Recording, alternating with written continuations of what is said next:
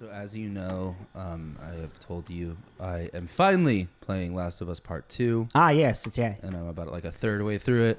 And I was just curious. You're not a third way through it. I'm going to say I'm a third way through it. For my own... It's long. It's slow a lot of times. Anyways, You're not a third way through. in this post, like, okay, so if you were living in this post-apocalyptic world, you know, with like this specific one with clickers and shit. No, just in general, like, okay. Well, but at the point where it's like established, you know, there's colonies and the end of the world happened, and now people are rebuilding and they're dealing with other factions and, you know, the undead. And there are like zombie type things around. Yeah, okay. But it's like it's settled. You know what I mean? Like this is just now the world we live in. Where would you want to make your like hidey house or like your base? Because I think up here in the Pacific Northwest is perfect. No, but like what kind of building? Like what would you like? You'd be like, you know what? I could totally make this into a base and be sick. I mean, we've talked about this with my apartment building. You remember? No, but something cool. Actually, that apartment building would actually be kind of nice because the gate, the fence. I know we used to talk about that a lot. Oh, excuse me. Like the aquarium would be cool. I was like, ooh, that'd be cool. Just like aesthetic wise. I mean, like what they do in Last of Us 2, the Seahawks Stadium is that was cool. Really fucking good idea. Yeah. Because that's really like, but it is kind of a kill box if you get overrun. Yeah. Yeah. Honestly, what I would want is like more like a farm, you know. I was like a firehouse would be good. I wouldn't want there to be a lot of buildings around me. Like at this point, we're going back to medieval shit, dude. We want land. We want a farm. We want to be able to create livestock. Like I'm going like long term, keeping my friends and my family alive. I'm finding a piece of property and maybe killing for it. Ooh, turning one of those ferries into a floating colony, that'd be cool. You see, I don't think that's very sustainable because then you got to you got to think about the gas that's going to require to like do all of that, like come back onto land and whatnot. And then whatever, you might be able to like bring some type of like, you know, compost or dirt onto a part of it to like maybe create some type of vegetation. You know, you need some really intelligent people with that. I mean, that's kind of what they were doing in that Resident Evil movie or show. They had that boat that they were living off of. That would be interesting. I mean, you would definitely be safe from the dead. Well, the key to that was to be able to keep moving a large amount of people at one time. Yeah. It's not like a caravan or something. It's kind of like the idea behind that. Yeah. Like a safety, because no one ever can find your base because it's constantly moving. Yeah. Is the idea. I mean, if you could find a way to get one of those things like working, I mean, I guess you could use the waves of the ocean to move you around, but like you would really have to like stay on course of like knowing where you're drifting to and whatnot. Did you ever watch Love and Monsters? No. Oh, okay. How they move around their boat, and that's pretty funny. Ah. But it's like Resident Evil, but like it fits the universe, you know. But check out Love and Monsters. I think you'd like it. It's cute. I think it's on Amazon Prime. I thought that was Netflix. I don't know. Oh no, I'm getting that confused with Love, Sex, and Robots. Yeah. Whatever. Let's get into this shit. All right. This is Tommy. This is Jacob. This is Tommy and Jacob's mixtape.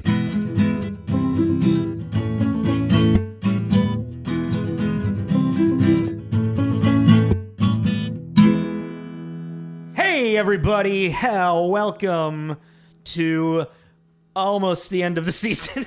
It is. It's the end of the season, but we're not on our season finale just yet. That'll be next week. But it is. Yeah, it just fell in the calendar weird. Yeah, we also miscounted. I'm going to be honest. We didn't count right. So basically, this is the end of season 2. There will be a bonus episode leading into season 3. A filler that you'll never expect. But we are now doing what is going to be our year-end Mogwai Awards. 2022's Mogwai Awards. No, this is Patrick. He's mayonnaise on instrument. Anyways, if you guys... Okay, what does Mogwai stand for? Movies of Great Worth and Infamy. Yeah, we came up with that that anagram acronym. Yeah, What's an anagram? Movies of Great Worth and Infamy. The Mogwai Awards. You don't have much energy right now, bud. No, I was just trying to remember how I thought of that. I think we were walking to a restaurant. And it was we were sitting there like we were struggling real hard. M.O. Yeah. So basically, like, we're kind of leaning away from our rating system, going to something new, but I really like calling these the Mogwai Awards, so we came up with an acronym for them. So they're the movies of the year of great worth and infamy. Do you remember what a Mogwai actually is? Like silence. Like the creature? Yeah, like where they come from, like Chinese lore and stuff. No. They're like little, like actual, like kind of like gremlins. Yeah, they're a little mischievous. They're pranksters, a little mischievous, little like I thought there was a trick to that. No. Oh, okay. Yes. So yes, I do. I was honestly asking. Yeah, I thought you were tricking me. I'm turning into a Mogwai. No. God damn it. Yeah. So what we're gonna do today is that we're gonna go through. We're just gonna talk about what we did, what we've talked about. Yeah. We're gonna talk about what we've talked about. That's not masturbatory we're gonna at all. after a year. It's fun to go back and kind of relook at what we did for that year, and then also to decide what we objectively think the best movie was, what was not the greatest movie, and a couple honorable mentions of like movies that we were surprised about or episodes that we really just enjoyed. Definitely our like personal favorite episode for recording. Yeah, so stuff like that. It's interesting this year, the end of this year, because we have a lot more movies. Because if you've been following us from the beginning, you would know that our first season we kind of did it alternate every week, where we would do like a movie review, and then we would just kind of talk about shoot video games or whatever, like TV, televisions. Yeah, we have like topics of like banters that we wanted to talk about, but we noticed that we felt like we needed to lean more into just being more movie based. With the occasional banter. We still do it occasionally. Yeah. I do think it would be fun to bring that back and do like, we did like Toxic Fandom. That was really fun. Yeah, no, I think actually it's like finding like good, like every like 4 or 5 episodes or something, Yeah. Maybe if we like do 2 blocks of something and it's like, but also it's like, we don't want to force the banter out there, We want to have it be something that we are sparked or incurious by. That's... Yeah, because the Toxic Fandom one was I remember really enjoying that. That was really fun. And I think we ended up talking a lot more about like Star Wars. Well, because that's one of the top I know. Toxic Fandoms. It's brutal. Anytime a movie comes out, it's like, Jesus, everyone calm down. Or the shows. Yeah, like, God damn. Or they're being colored people in Lord of the Rings. Or women. What? How horrible is that? Fuck off. Yeah. God. I do like that show. Well, Rings of Power is great. Rings of Power is really great. Apparently people were like up in arms about there being a black Targaryen in fucking House of Dragon too. It's like, how can you, like, how do you not hear the racist coming out of your mouth? Is this really okay? I don't mean it that way. It's like, I think you mean it some way. You mean it something. So back on the topic. Yeah, that's good. So Jacob's going to start off with some honorable mentions. Yeah. Is that what we're doing? So like, yeah, because we'll go and like we'll go back and forth in kind of this order. It's gonna be personal favorite, worst movie objectively, best movie objectively. But there was a couple of movies that were kind of hard for me to not put on this list and just like bring up because I feel like they were good episodes and just like I have like 3 honorable mentions. The first one is Die Hard for just being surprisingly revolutionary for an action movie in the 80s. And I was just like, I remember when we watched that, we both were like, I forgot how good this movie is. Yeah. We were like, oh, this is fucking great. And for it being the 80s, like, it definitely had like some like little bit of cringe moments here and there, but it was wonderful. And I just thinking back on Die Hard, I'm like, yeah, Die Hard. Yeah. Die Hard. And then also shout out for Spice World, because that was just a really fun movie and we had a great conversation. You found a new love of Spice Girls that you never realized you always had, type of thing. And then also I do want to do a quick shout out to the next Karate Kid, because it was a really bad movie, but I feel like it inspired some really fun conversations between us. Like we had I think that was a really fun episode. I did not think that was the one coming up as like an honorable mention. Yeah, I didn't think that was going to be one. Yeah, those were. Also, I made my entire list, and then after like looking through everything, and then I looked through all of the movies again, I'm like, I still even missed movies. I was like, whoa, I forgot we did that. Holy shit. Like we did like 50 movies this year. It's like, that's insanity. We did a lot of movies this year. What do you got for some like honorable mentions? The one that came to my head when we were talking about it is where did it go? Edge of Tomorrow. Oh yeah, that's you had a blast with that. I really enjoyed that. Yeah. That was one of those movies. I'd never seen it, and then at the end, I was like, "This was a really cool Groundhog Day action sci-fi movie." It also kind of like sparked our love for Tom Cruise in a way. You know? I mean, I still think he's a crazy person. He's nutty bags, yeah. But I mean, he's good at what he does, action star wise, even though he's absolutely out of his mind. But it was just a fun premise. It's a great premise. Yeah, it was just cool. It's great that it's based off of a fucking manga. Yeah, you know, and that too. There's like a lot of history behind it that was just really fun. But yeah, I just was like going through the list, and I was just like, that was just a fun. One of the times I was sitting there, and I was like, yeah, this is cool. Yeah. Like, I like this. So that was one of them, and that was kind of, I mean. And then I guess another honorable mention would just be the A24 Swiss Army Man, which was... Hell yeah. I love that movie. It's fucking weird as shit. It was so weird, but it was very captivating, and it was an interesting look into mental wellness and loneliness. And because that was part of the... Which one was that a part? That was part of our... or just our A24 block. Yeah, was it? That was just an A24... Yeah, it was just an A24 block. We did that and the Lobster. Which both of those actually honorable mentions to those. Yeah. But yeah, that's kind of all I really only just thought. I'm trying to think of them now, and I'm kind of reaching. But the one that I really thought of just because I thought it was really great, but it wasn't like my winning Mogwai Gizmo Award. Mm-hmm. But I thought Edge of Tomorrow? Yeah. The Live, Die, Repeat. Yeah. Live, Die, Repeat, Edge of Tomorrow. Was Word. Really I mean, honestly, when, like I said, I was looking through the list, and I was like, we did that movie. I forgot that we did Edge of Tomorrow already. So that was a pretty recent one, too. Yeah, and a pretty cool, female lead, too. Hell yeah. Emily Blunt's a badass. Yeah, she was rad. What do they call her? Full Metal Bitch? Yeah. Yeah, you know, I was just like... Don't say it. She murders things. It was cool. Word. All right. Well, let's go into our lists now, I guess. Right. So what do you got? What do you got for your personal favorite episode, buddy? Oh, like you kind of already mentioned it, Spice World. Oh, okay. Episode 97 of our Bands Make Movies block. Spice World was... I was very, very surprised about how much I enjoyed it, and it was really fun to just read about this. And I think it was the fact that I just missed it, but this powerhouse of a pop band. Well, I mean, I think your age does have a little bit to go into that, because I think you were just a little too young to really fully experience the boom of the Spice Girls. Yeah, and like we talked about in the episode too, it might have also just been toxic masculinity. That too. Of peer group. Oh, yeah, because I was definitely, like I said in the episode, it's like none of my friends knew I was a Spice Girls fan. Yeah, and it might have just been this weird little thing that I was like, that's girl stuff in a very dumb way. Girl power, hey! But now, as an adult, I was like, oh, this was... I mean, it wasn't a great movie, but it was really... One, it was a fun movie because it was very comfortable in what it was. It's not trying to be. Yeah, exactly. Movie. And also, it was just fun to read about the Spice Girls and, what they...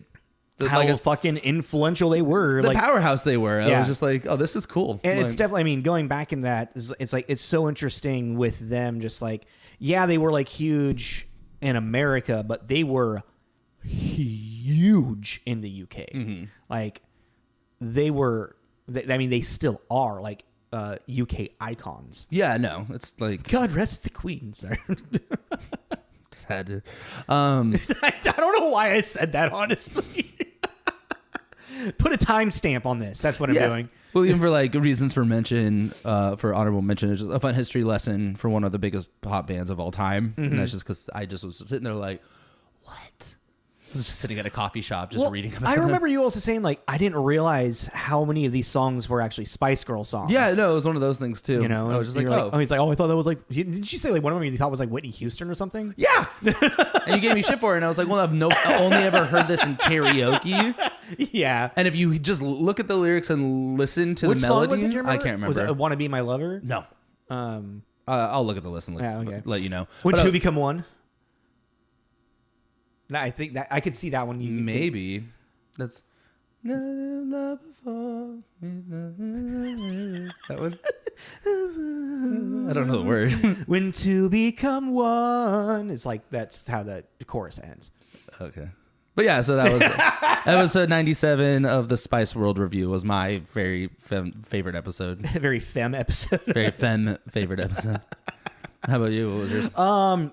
My personal favorite episode that we recorded this year was Dream Reboots Part 2.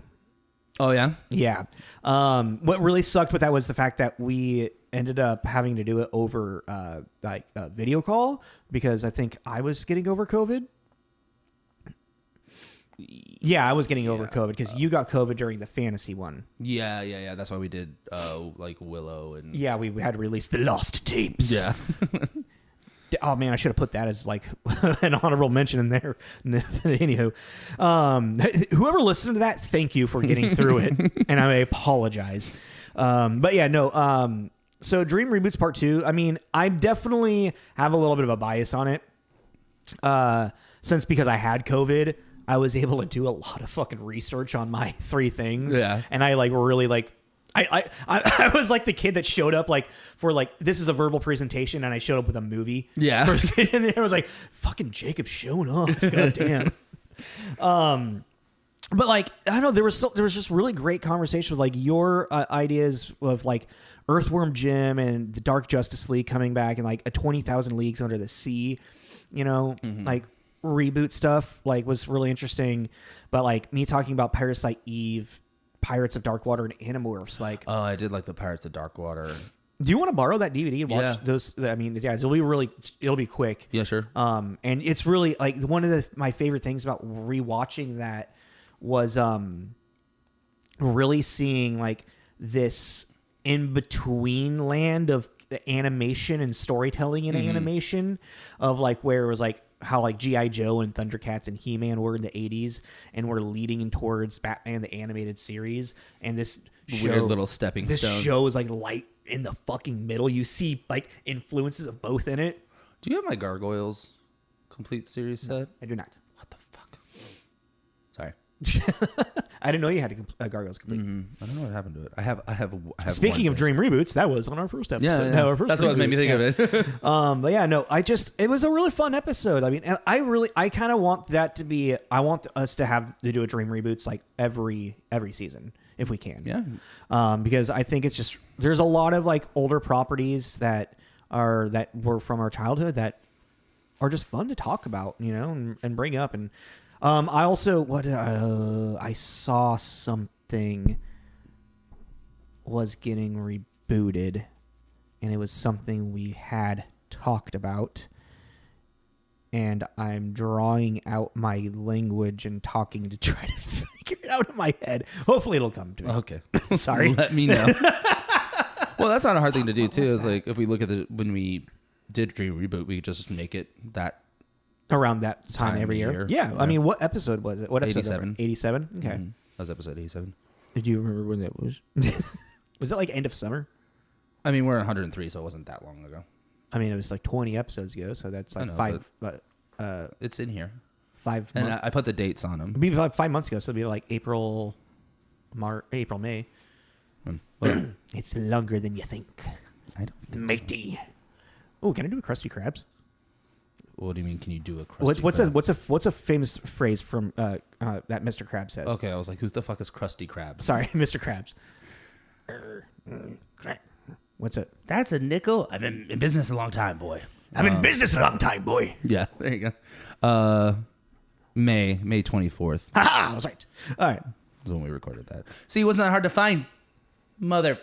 I'm really trying not to swear as much. I wasn't saying it was going to be hard for you to find. Anyways. Have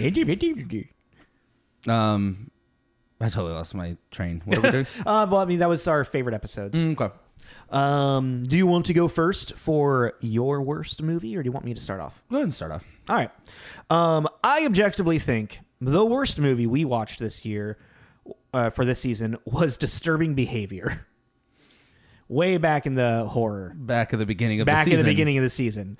It came out in 1999. That was like episode 56 or 7. I also want to bring it up because what the hell's going on here? Okay, there you go. Jesus Christ.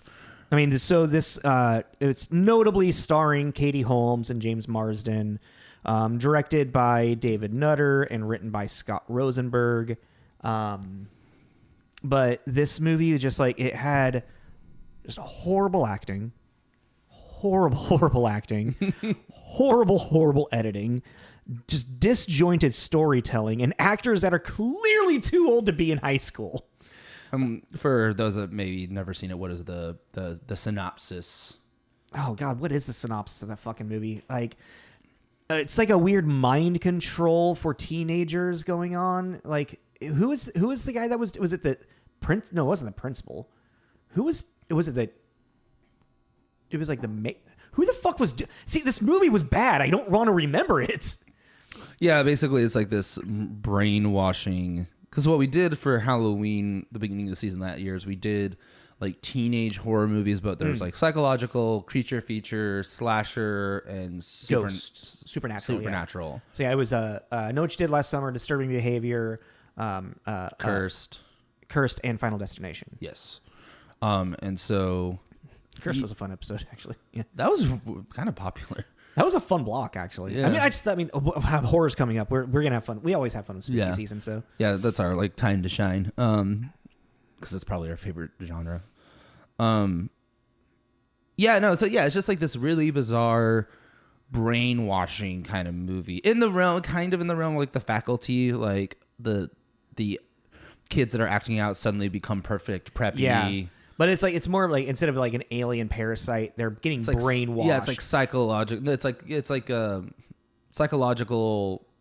Just like that entire scene in like the insane asylum. It's like, oh yeah, that was a really out of place. Yeah, like, just like fuck? What the? It's like, why is it also like in every horror movie, like especially around that time and leading up to that time, it was like as soon as there's like an insane asylum in a horror movie, it's like it's just looks grungy and like these patients are clearly being abused. Yeah. And like it's like we need to call the state to get in here. Like, well, this isn't looking good. Because it was like a pretty commonplace thing in a lot of asylums, because they were also like way more patients than there were doctors or employees. But I think that was more of like a commonplace in like the 50s. Oh yeah, like it being in the 90s a lot is kind of like weird.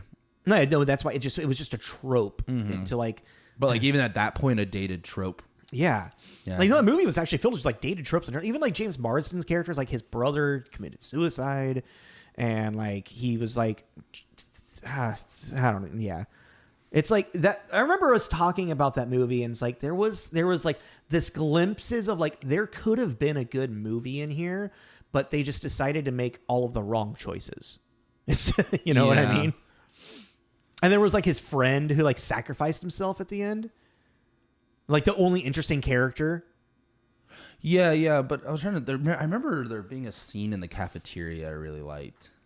Yeah, when they were sitting down for lunch. Yeah, and he's telling them all the clicks. Yeah, I remember being like, that was cool. He's like, yeah, and then you got the doobadoo over here. You got the burnouts over there. You got me, myself, and my friend Albino Kid, whatever his name was. He had a nickname. I can't remember what his nickname was. Yeah, I forget what his nickname was too. But he's. I mean, also, it was like almost a year ago when we watched that movie, but it kind of just like. It didn't stand out, you know? So like, it just wasn't good. I'm also not a big fan of the leads. I never really have been. Katie Holmes and James Marsden? Yeah. Also, Katie Holmes is literally just eye candy through that entire fucking movie. She has like no character. Yeah. Like literally the first time you see her on screen, it's like slow motion and it's like some like 90s alternative rock, and it's like pan up her like body, and she's all like... She's wearing a little midriff top. Midriff jeans and like her boobies. And it's like, okay, yeah, we get it. Katie Holmes is hot. Yeah, like I really can't, like when I think of them too, I can't really think of anything that I like particularly like with them. What about Batman Begins as Rachel and Cyclops? I hate Cyclops as a character, so I like Cyclops. I know you do. Fucking weenie. Damn it! I'm trying to not. It's okay. I'm Don't actively worry. trying not to. I know. I just do it too much, and I notice it when I listen to these episodes. Yeah, we swear like sailors. It's I know. okay. I need to curb it a little bit. All right, so yeah, that was my worst. I feel like objectively the worst movie we watched. What do you this think year. could have made it better?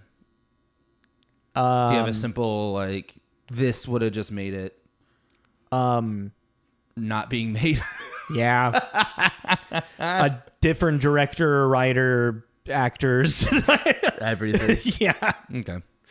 It really, yeah. I mean, because also, if I remember we were talking about it. There was like apparently there was like an unedited version, or like, oh no, that was one of the ones that got cut up really bad by one of the Weinsteins. Isn't it? That's right. Wait, no, was that it?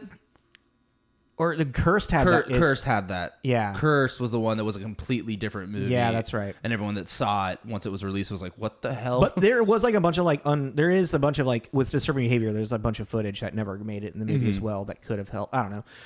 Yeah, I don't know if that movie could have been made any better.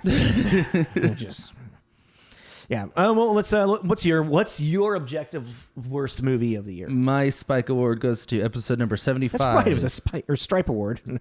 Stripe Spike. Yeah. The Mandela effect. Episode 75 from the folklore block League of Extraordinary Gentlemen. I knew that was going to be yours. I'm surprised yours wasn't the spirit, but Because it was too soon. I felt like, and then I also, when I was looking back at the list, I was like, objectively, I think disturbing behavior is a lot worse. I think League of Extraordinary Gentlemen also because I remember sitting through it. This was a weird little time thing. Before we decided to do it, I put it on just for shits and giggles because I was like, oh, I remember liking this movie as a kid. Put it on, about 15 minutes into it, I turned it off. Then we decided to watch it, and I actively had to make myself watch it, and I just...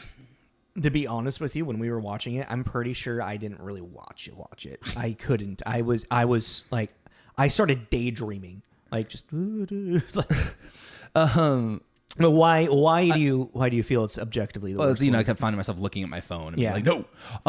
So League of Extraordinary Gentlemen was directed by Stephen Norrington.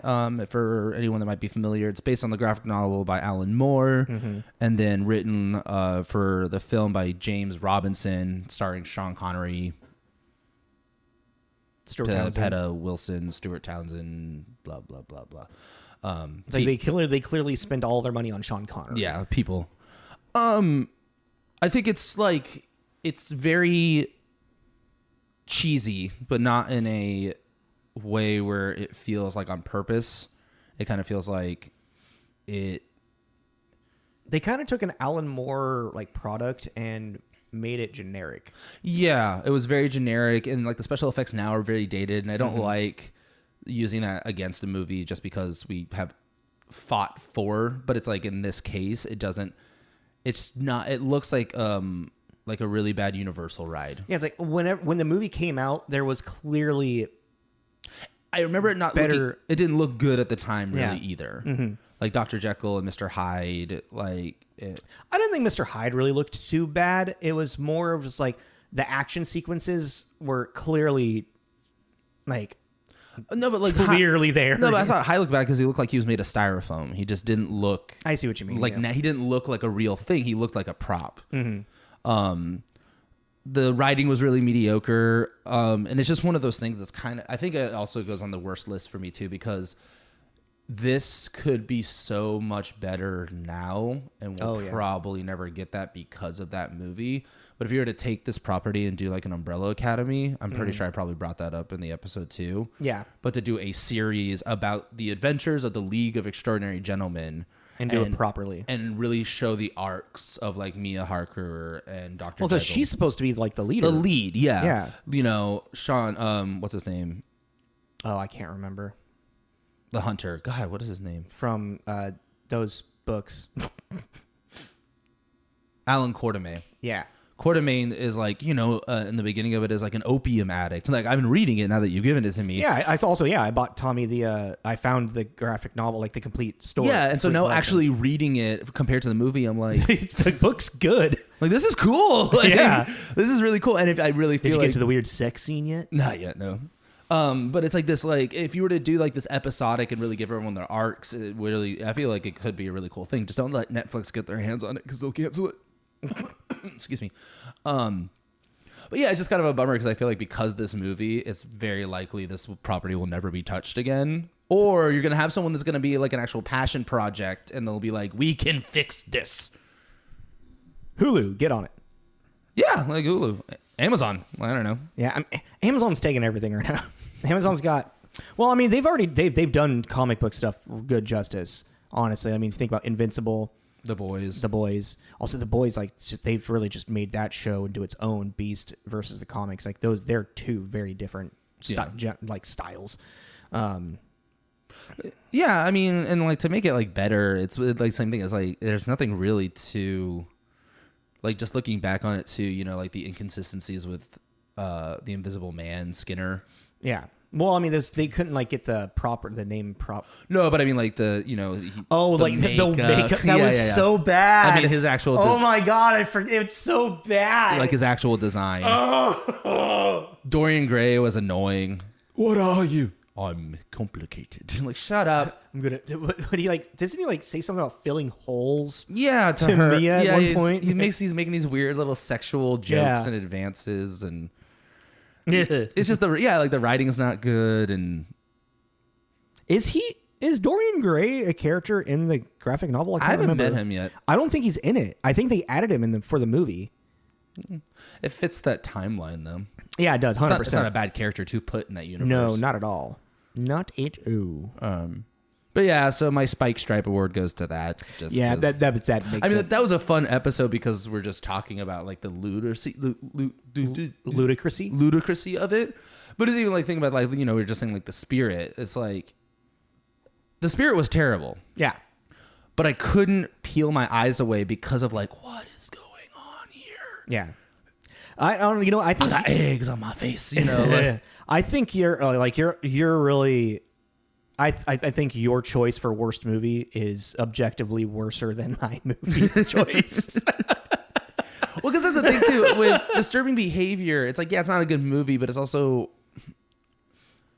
I don't know. There's just this era in the 2000s of and at the end of the day, this it's a superhero comic book kind of thing. Yeah, it's just there's certain ones that they just came out and it just felt like they came out just to come out. There was nothing real. There was no thought put into it. There's no soul to it. It was literally just like, it's like a producer or like the executives like saw a title and they're like, make that. Well, it's like you have, you know, like off the top of my head, you have Fantastic Four, Ghost Rider, this League of Extraordinary Gentlemen, Daredevil. Like you just have these movies where it's like they were just trying over and over again the same formula. Yeah. Until they finally started getting it right, and it's like these were the trials and errors that led that way. But it's like now it's like Ghost Rider to me is for at least the cinematic world until they fix it is a fucking joke. Oh, 100%, yeah. And Ghost Rider was one of my favorite Marvel anti-heroes. I mean, the character is fucking interesting and cool, but they just didn't do it right. Yeah, and then also like... And then Nicolas Cage... Sorry. And then Fantastic Four is a freaking nightmare. Dude, oh man, Fantastic Four. I put it on in the background while I was making breakfast. Like, this is a while ago. Which one? The first one. I forgot about the Hulk, too. That was on TV the other day. Holy shit. Jesus Christ. I used to defend that movie. Dude, I did too, and I watched it again, and I'm like, what oh, wow, the hell? This is bad. The Eric Brana one is so... wow, Ang Lee, what did you do? You're a good director, man. And it felt like a Michael Bay knockoff. Yeah. But not in a good way. And like the Fantastic Four, like I had it on, and it was like, I think it towards the end of the movie, and Mr. Fantastic is like frozen in a chair, and I'm just sitting there looking at their costumes. I'm like, this looks like it was made in a Halloween store. I was like, this is bad. This is really bad. Like, it's like Sam Raimi fucking did something right with Spider-Man. God damn. Yeah, but it's just like, it's just even like the first X-Men. Yeah, anyway. Well, yeah, the first X-Men's cool. Like, yeah, the second X-Men is fucking great. Yeah, there's like, and that's a weird thing too. There's these couple little hidden gems, but even then, if you were to look at these like from an objective way, a lot of them aren't very good. No, they're not. Like Spider-Man 1. Oh, Spider-Man 1 is rough. It's really fun, but it's a really rough movie. Yeah. And I think it's even Spider-Man 2. Like, were we talking about it when Doc Ock just throws the taxi through the window? Like, what the hell was that? It's like, you want to go meet Peter Parker to find Spider-Man, who's clearly a human being. Don't throw a car at him. Yeah, like shit like that, you know. But that's also like you kind of that's eat the carrot. That's the superhero thing. Yeah. But well, the stuff like that wouldn't happen in a superhero world movie now. No, not at all. And it's just like, because even then, it's like Iron Man 1 is really good, but if you look at it objectively, it is still the same formula. Mm-hmm. But it was production value was really good. The acting, the actors, they got done very well. Yeah. Like your bad guy, your hero, they all were very well casted. And I think that lit like another fire under this. And then things started kind of following suit. But it is a generic superhero movie. There's nothing that interesting about it. I don't really think the MCU really found like their ground in like really telling interesting stories. And they still fall short on a lot. Yeah, that's to this day they still follow the formula for certain ones. There's definitely like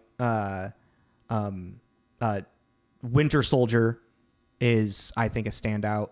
Oh yeah, I just watched that for the first time not so long ago. I was like, this was cool. The Winter Soldier is really good. I think it might be one of the Civil War is really good. Interesting story because there's actually depth to characters.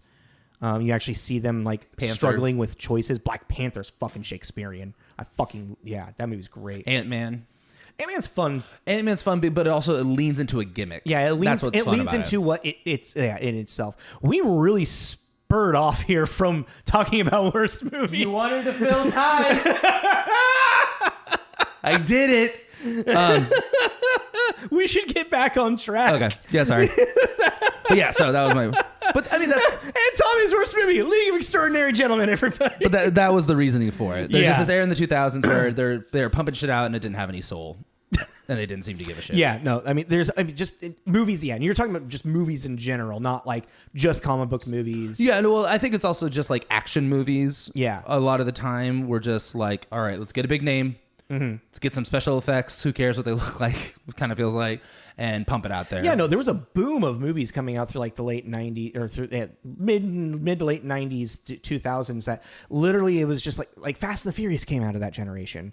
You know, yeah. Like it's just just vomit coming out. Yeah. Yeah. All right. So what's your Gizmo Award? My Gizmo Award. I think we have the same one. Should we try to say the same? No. My Gizmo, objectively the best movie we watched this year is Mad Max. Yep. Episode 90. Same one for you? Yep. Dude, fucking, I was so blown away from this George Miller creation. It's got Charlize Theron and Tom Hardy. Tom Hardy's the new Mad Max. Like it was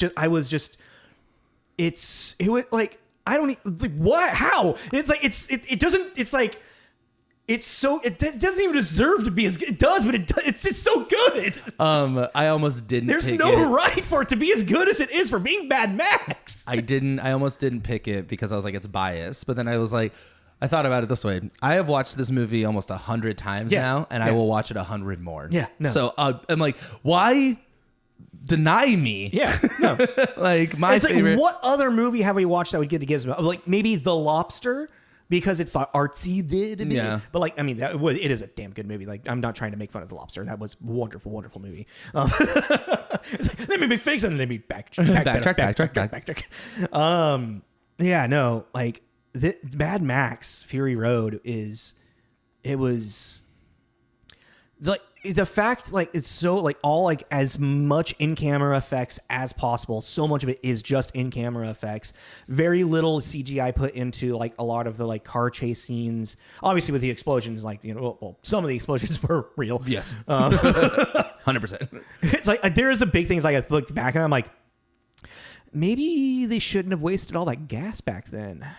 All that gasoline with this fossil fuel shortage happening. Maybe it wasn't gasoline. What do you think it was? I'm not a pyrotech. I mean, I feel like that might be a little like too hard to control. I feel like you'd want it more like of a controllable substance. I mean that's fair. But even I mean, hey, I'm not a chemist. I can't even fucking. Yeah, like I'm not a pyrotechnician. So. I'm not even gonna try to block. I don't know. Even just okay. They're using gasoline driving the cars. Come on. There you go. Well, that's all of the shot. They have to like drive because they have to drive in one direction, shoot like whatever many takes they can get in that one direction, circle back around and start again, and then drive again for how many? Yeah, it's like you're just the best movie of the year is an environmental disaster. It's so true. It's actually true.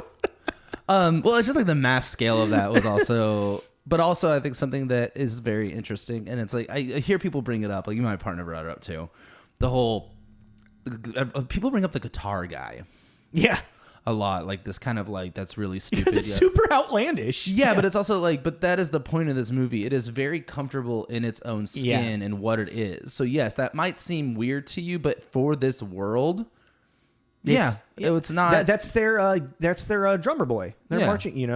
Kamikaze war boys. It's over. The entire universe is over the top. Yeah, and the outback of Australia after a nuclear holocaust has wiped out the planet and made the earth sour. It's so interesting to like actually go back through. Like I haven't actually watched like Road Warrior or Mad Max or Thunderdome and whatnot, but looking at like screenshots and stills and seeing like the evolution of it, and like how the first one's Road Warrior, right? Or is that the second one? I can't remember. Well, the first one that came out in the 70s with isn't the first one just Mad Max? I think maybe the first one is Mad Max. Then it's Road Warrior, and then it's Beyond Thunderdome. Yeah. I believe that's how it went. Yeah, I think, but like the first one, like there's actual roads, and like you can tell that it's like it's not the complete fall of civilization yet. Like there's still like a semblance of like an attempt at civilization, and you can tell that just like going downhill. And then Beyond Thunderdome is just beyond bonkers. Yeah, with who's it? Tina Turner is like running this like gauntlet of killing, like throw men and like into the Thunderdome. One comes in, or two men come in, one comes out alive. They're crusty crabs. I haven't seen Thunderdome in a long time. I don't know if I've actually seen that one. It's just like every time I think about that one, because I haven't really seen it, like watched it, but it's like, been on TV in the background, and there's just like the dude with like the assless chaps and the fucking mohawk that's like flipping around and shit. I think that might be what it is too, is that there's such a divide between the original trilogy and this one. Yeah. That people forgot where it came from and the leather daddy aesthetic with the cars and you know what I mean? It's like, so all of this stuff in the newest one, if you kind of even have a semblance of that universe, you're like, sure. Yeah, this makes perfect sense. This is Mad Max. Yeah. Mad Max. Yeah, of course it'd be a guy strung up on strings playing the guitar that could shoot fire. Like it's funny that we're focusing more on like the ridiculousness of the movie and not why it's a Gizmo, why it's so good. Well, but I think the ridiculousness is very important though. That's fair, because it blends ridiculousness with a really interesting story and what did I write down? A main protagonist that is silent. Learn something, the spirit. I love that he's so quiet. He doesn't speak very much at all. But he has an arc. And neither does Furiosa as well. She doesn't speak much as well. No, but they have these really good arcs, and it's not wonderful. God, I love. Yeah, when they fucking like team up and like decide like we're going back and we're taking the goddamn place, and then he just like silently like sifts away from in the crowd, just like leaves Furiosa to be the leader of these people. It's like so fucking good, dude. I'm getting chills just thinking about it. Well, that's what's interesting about it. It's like the fact that these two silent protagonists, basically, I mean, they say some stuff, but they have this really interesting arc without any kind of bogus filler dialogue that you don't really freaking need. Like, he's just a blood bag. Like he never really explains, his trauma about losing his surrogate family. Yeah, you only as an audience really know, and there's no like, so I had like kind of like a kid, but she wasn't like my kid, and then she got hit by a car. There's no. It's just like he's going through stuff. Fine, whatever. Like and it's just I think that's why it's very interesting because that is a very, very good blend. Mm-hmm. Also, I mean, and like writing peanut butter jelly sandwich, nutter butter jelly. I don't know why I said that. Okay. But like even just like the writing is just it's such a well crafted movie to where even just like how he's introduced at first, like the foreshadowing of like he's going to be the man that's going to save Furiosa with being like giving giving him her blood, you know, since he's a universal blood donor. Yeah. And you get that little, it's just, through this entire movie, it's like, oh yeah, he's a blood bag for this fucking, what are they called? The Suicide Boys? The War Boys. War Boys, thank you. And like, you just kind of like, oh yeah, they're just using him for blood. But then like when it comes back around, it's like, oh, like he's now going to be a blood bag for her type thing, you know? And it also gave you a love for the word mediocre. Yeah, that's right. Mediocre. You're like, God damn, I love that. Oh, rough. It's just so rough, dude. Like, could you imagine if like you're like watching the fucking kids out here playing skateboarding? How old am I? Jesus fucking me, man. All these skaters, and all of a sudden, like, okay, Grandpa. and they land a kickflip, and you're just like, mediocre, and walk away. Yeah. Dude. Oh God, I gotta remember that. When you're ready for like, if you find your, because we're getting to a lull now in video game world, let me lend you the Mad Max game. Oh, I have it. You do? Yeah, I started playing it. Oh, okay. I liked it. Yeah. It was easy to fall off of though, because I can tell that it can get really repetitive. Yeah, but it's also, if you're looking for something for like an open world, just kind of just jive with that, because you know avoiding the storms is cool. And I played a little bit of it. I was enjoying it. That's something that's on my back catalog. I want to go back and. The new Zelda comes out in May. I know. What's it called? I can't remember. Cool. Cool story, bro. It's the greatest fucking story I've ever heard, Fogel. Yeah, I find it was what would have been like, other than the Lobster, what would have been another contender for you for a Gizmo? That's the thing. I was really going through it, and I just, I found myself repeating like, no, like Mad Max is really like Mad Max. What it's like, we watched a lot of shit this year. Yeah. I mean, Swiss Army Man maybe is like as a personal favorite, but like Dark City could have been one of my personal favorites, and it's one of those, if it had just been done a little bit differently, I think it would have been really amazing. That was almost a spike for me. Yeah, it's just like it had a lot of potential. It really did until like the end, but that's always the thing. The last 10 minutes, like Eternal Sunshine could have been up there for like a best movie, because like that movie is just like, it's just very well done. Yeah, I'm still not the biggest fan of that movie. It's depressing. Yeah, I think that's like bummer. But depressing means good, Tommy. Come on. Don't you know anything about drama? In film.